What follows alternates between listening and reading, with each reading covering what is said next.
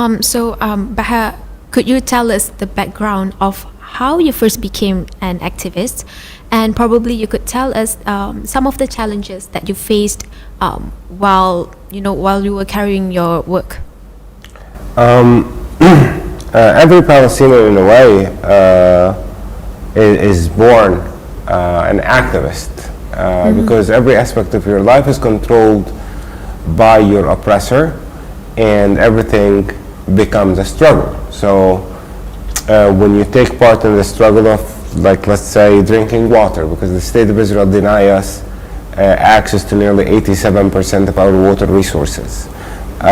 When you want to move from one place to the other, the struggle you do in order to go to places of worship, go into school.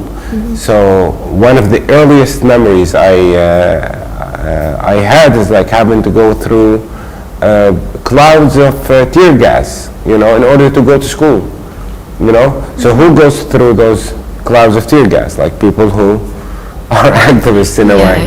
So in a way, that's normal life. The shift in my understanding of how abnormal and criminal the reality happened, the reality we lived through happened. The shift was like after I moved to nearby Sri Lanka. I lived there for a year, and I started like looking at my life and what was forced to normalize. And I realized like there's nothing normal. It's completely abnormal to have your life being controlled and dominated by a foreign power.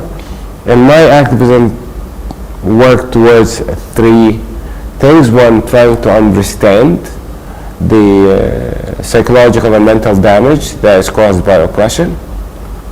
Second, trying to communicate it. And third time is trying to do work on the ground with families who are experiencing robbery, denial of rights, and so on and so forth. So in a way, it's a process that the Enlightenment started about 18 years ago, and I hope it continues. I see. So, well, from this point of view, every Palestinian was born an activist.